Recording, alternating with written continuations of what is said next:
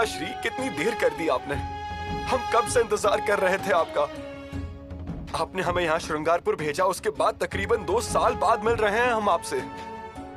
हमें बहुत कुछ बोलना है, बहुत कुछ बताना है, पर इतनी दूरी सहन करने की ताकत अब हम में नहीं है पिताश्री। पिताश्री, फिर से ऐसा ना करें हमारे साथ। नहीं, आइए पिताश्री, सबको बहुत खुशी होगी। आइए। येसु पिताश्री आ गए। येसु?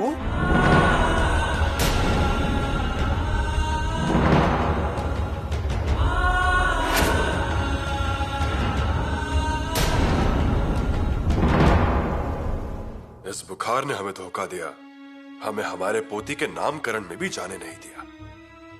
शंभू राजे हमसे नाराज हुए होंगे। नाराज नहीं होंगे तो और क्या। ये ऐसा दूसरी बार हो रहा है।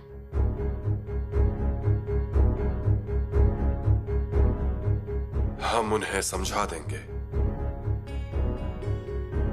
लेकिन रानी जी, क्या नाम रखा होगा? आपको कुछ मालूम हुआ क्या? क्या नाम रखा होगा आप ही बताइए ना। रानी माँ का नाम रखा होगा। नहीं। तो फिर भवानी। महाराज, आपने तो इतनी जल्दी पता कर लिया। शंभू राजे के और हमारे विचार अलग हो ही नहीं सकते। भवानी अच्छा नाम है। शंभू राजे और बहुरानी को अब किले पर वापस बुला लीजिए। इतनी जल्दी? आपके मन में कोई संदेह है क्या? किस बात का संदेह? कुछ दिनों पहले शंभू राजे ने कलश अभिषेक किया था। उस बारे में कई बातें, कहानियां पूरे राज्य में फैली हुई हैं कि आपको मारने के लिए यह अभिषेक किया गया है। रानी जी, देवी की पूजा करने से कोई मर सकता है क्या? हाँ, लेकिन इसका एक ही मतलब है कि शंभू राजे को नीचा दिखाने वाले और हमारी नजर में अच्छे साबित होने वाले बड़ी चतुरता से काम कर रहे हैं। अब चिंता मत कीजिए। हम समझ गए। शंभू राजे का महल तैयार करने की सूचना देते हैं हम।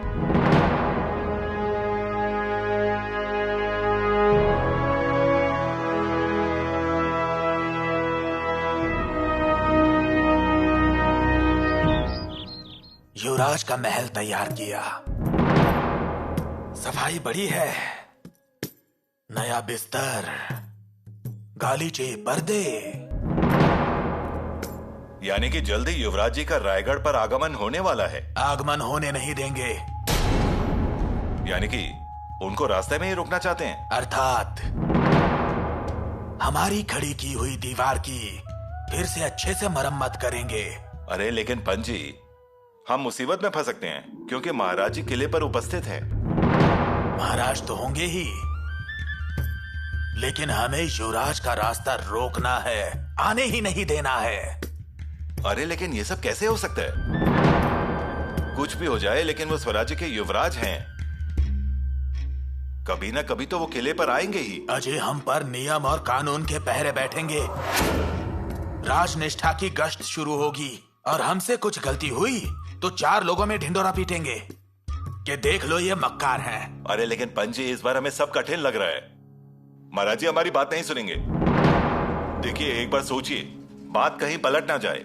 अजी, कुछ भी नहीं पलटेगा। आज तक किया, कुछ पलटा? फिर अजय, इतने दिनों से हम राजनीति कर रहे हैं, वो किस लिए? आप सिर्फ हमने मारी हुई गांठ कसने का काम कीजिए, बाकी हम देख लेंगे। नदियों के टूटे हुए पुल और हमें चढ़ा हुआ बुखार, इस वजह से हम श्रृंगारपुर में नामकरण संस्कार के लिए नहीं आ पा रहे हैं।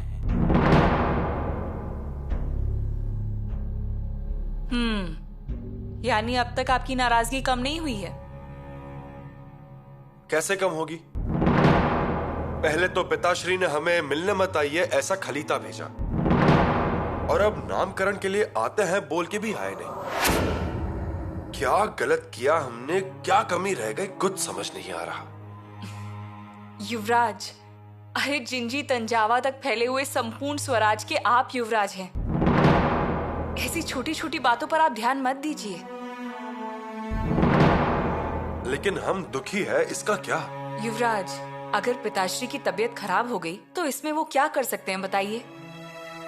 और बुखार होने के बाद भी वो आ रहे थे ना। खबर देने वालों ने यही बताया था ना हमें। हमें मंजूर है यीशु, सब कुछ मंजूर है, लेकिन ये सब हमारे ही साथ क्यों होता है? और यही तो हम आपको समझाना चाहते हैं कि आप इतना मत सोचिए। युवराज, एक बात बताइए, अब तो पिताश्री हमें यहाँ श्रृंगारपुर में ज्यादा दिन नहीं रहने देंगे, रायगढ़ ही बुला लेंगे। तो क्यों ना हम तैयारियां शुरू करें? ऐसे हो जाए तो अच्छी बात है। हम भी श्रृंगारपुर रह के अब उब गए हैं यीशु। अब हमें रायगढ़ बुला रहा है, पिताश्री के चरण बुला रहे हैं। हमारी बेटी आपके लिए शुभ है। देखिएगा, अब आप जैसा चाहते हैं वैसा ही होगा। वैसे होना चाहिए यीशु, लेकिन वैसा होता नहीं, इसी बात की तो चिंता है। यीशु, अब हम रायगढ़ से ज्यादा दिन दूर नहीं रह सकते हैं। युवराज, बाहर कोई सन्यासी आया है, आपसे मिलना चाहता है। हम अभी किसी से मिलना नहीं चाहते। अरे ये क्या बात हुई? आप स्वराज के युवराज हैं और ऐसे प्रजा से मिलने से आप इनकार कैसे कर सकते हैं? और पिताश्री को इस बारे में पता चला तो उन्हें बुरा लगेगा। जाइए देखिए कौन आया है। किसी भी साधु को ऐसे खाली हाथ वापस नहीं भेजना चाहिए। जाइए।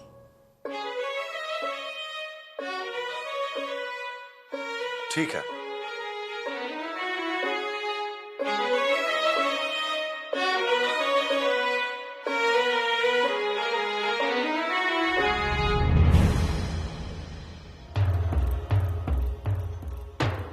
ओम नमो नारायण। नमो नारायण। आइए बाबा जी।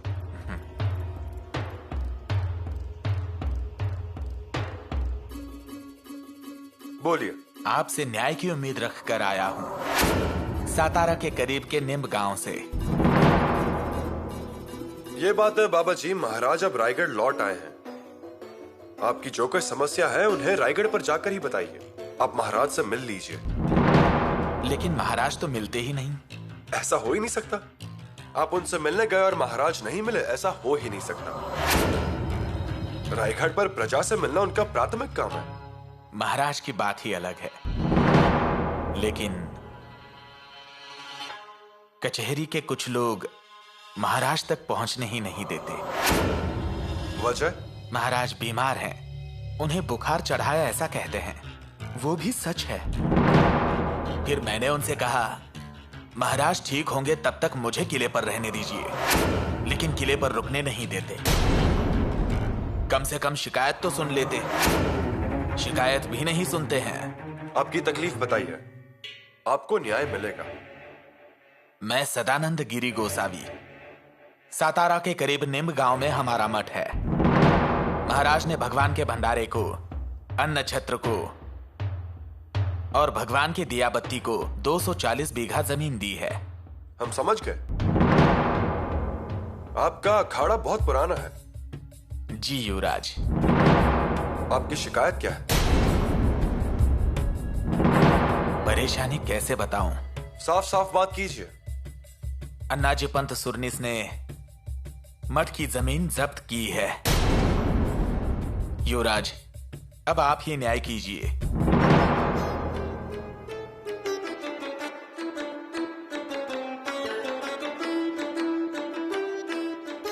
युवराज, आप हंस क्यों रहे हैं? कविराज, हम कितनी भी कोशिश करें लेकिन हम और अनाजी पंत आमने सामने आ ही जाते हैं। अब आप ही न्याय कीजिए युवराज, नहीं तो हमारा समुदाय कष्ट झेलेगा। ये देखिए बाबा जी, हम इस विषय में फैसला नहीं ले सकते, लेकिन फिर भी आपके संप्रदाय को कुछ नुकसान ना पहुंचे इसलिए हम कोशिश करेंगे। कविराज जी। अनाजी पंत सचिव यानी कि सुरनिस, इन्हें खत लिखिए, खलीता भेजिए। जी युवराज, लिखना क्या है? सदानंद गोसावी, इनका निम्ब का इनाम मना किया है, उसे मंजूरी दे दीजिए। इस मामले में हम कोई फैसला नहीं ले रहे।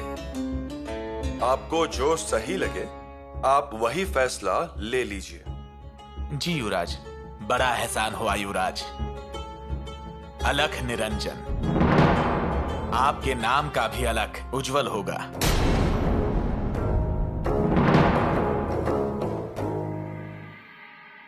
चलो जल्दी काम करो। शंभूराजी श्रृंगारपुर रह रहे थे, इसलिए हमें कुछ अच्छा ही नहीं लग रहा था। अब तो वो यहाँ बड़े आराम से रहेंगे। पुतला रानी जी, क्या चल रहा है? महल को अच्छी तरह सजवा रहे हैं। आपका कोई आदेश है? अरे लेकिन इतना सब करने की क्या आवश्यकता है? शंभू राजे और बहुरानी तो श्रृंगारपुर में है। वो आने वाले हैं, वो आते ही होंगे। महाराज ने उन दोनों को किले पर वापस बुला लिया है। क्या? जी, महाराज ने कहा कि संदेशा भेजने वाले हैं, अगले सप्ताह तक आ जाएंगे। बड़ी रानी साहिबा, कोई आदेश है?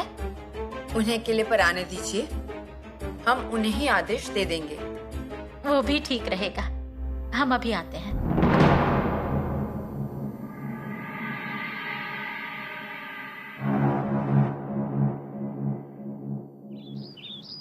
सदानंद गोसावी जी का निम्ब का इनाम जब्त किया है। जब्ती रद्द की जाए। ये मामला मेरे इख्तियार में नहीं है। आपको जैसे समझ में आए वैसे इसका निवारण कीजिए। आपका इनाम जब्त किया है, यही बात है ना? जी पंत, तो यहां आपकी दाल नहीं गली, इसलिए वहां गए? क्या हुआ?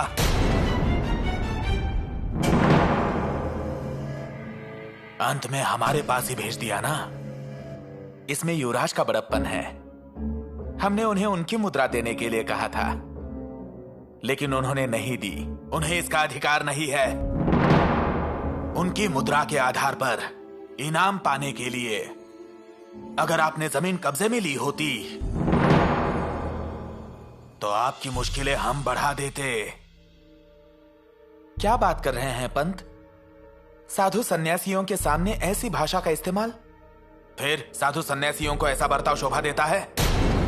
पंत, हम गिरी गोसावी हैं। हम हमारे धर्म का रक्षण करते हैं बस। लेकिन बीजापुर से जब अफजल खान निकला था तब हमारे साधुओं ने बहुत बड़ा काम किया था, यह मैं जानता हूं। किंतु इनाम की जमीनें अब रद्द हुई हैं। ओम नमो नारायण।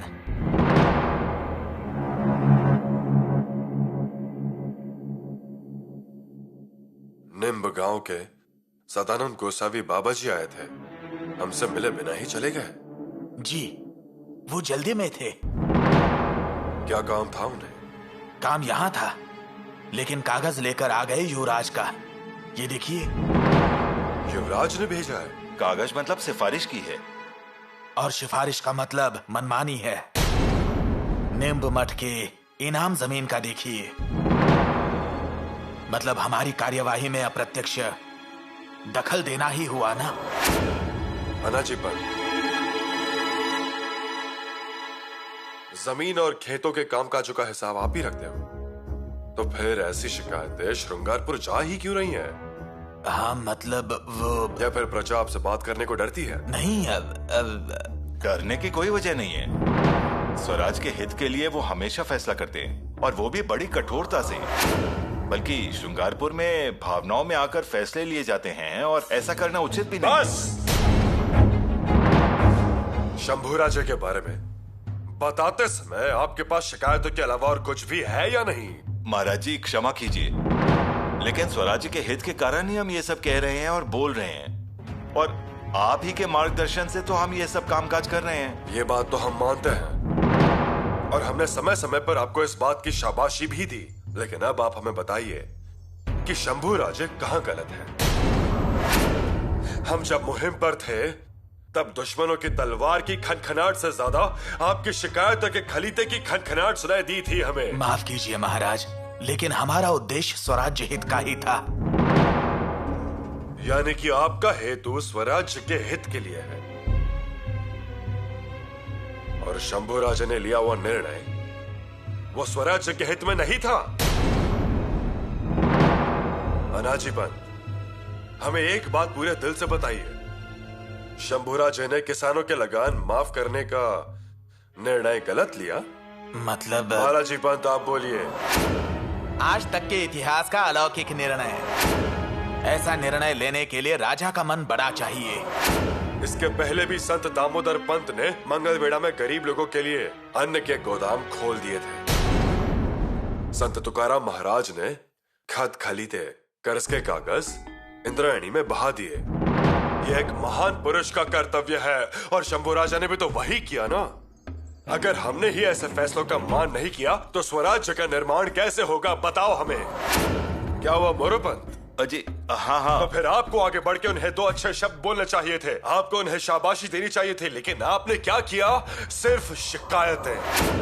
तारीफ जब शिकायतों में बदलती है ना, तब एक दूसरे के बारे में हम गलत सोचने लगते हैं। ये आपने अच्छा नहीं किया।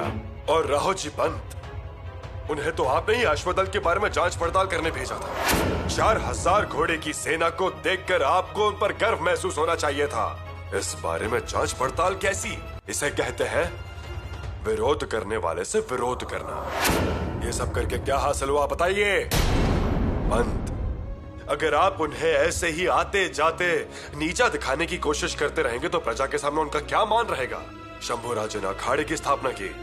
एक बार जाना चाहिए था अखाड़े में, 2-4 दंड बैठक कर लेते, लेकिन नहीं।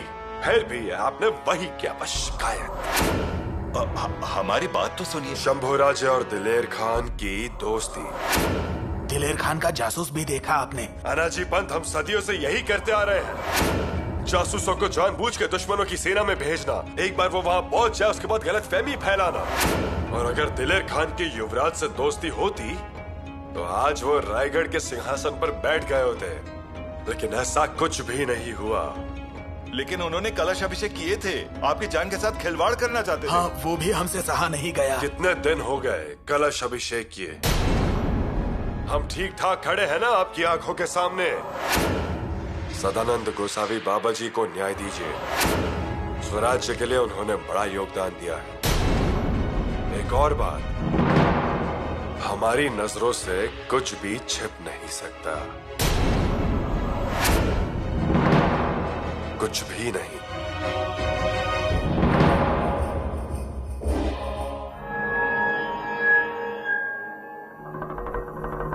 माफ कीजिए महाराज, लेकिन बीमार होने के बावजूद आप दरबार में क्यों गए थे? कुछ काम था और हम आपके महल गए थे जगदीश्वर की विभूति देने। लीजिए। रानी जी, रात वैद्य की दवाइयाँ, काढ़े, नुस्खे सब कम पड़ गए थे क्या? अब ये अंगारे और धूप दिखा रही हैं? वैद्य की दवाइयाँ बीमारी ठीक कर सकती है, लेकिन ये बीमारी साधारण नहीं है। ये कलश अभिषेक करने की वजह से है। रानी जी, आप क्या बोल रही हैं? अघोरी पूजा कराने की वजह से आपको बुखार आया है। आप भी इन पर विश्वास करती हैं? महाराज, हमने खुद युवराज की धोती को भैंस के खून से रंगे हुए देखा है। स्थापना की है उन्होंने भद्रकाली की मूर्ति की। वे साधु, भस्म के पत्ते, हमें सोच के भी डर लगता है महाराज। आप तो ऐसी बातें मत कीजिए। स्वराज्य के बड़े तख्त पर खड़े हैं और आप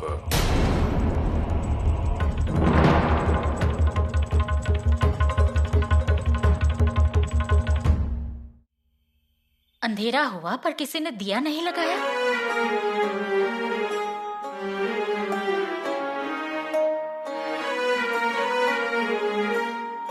महाराज,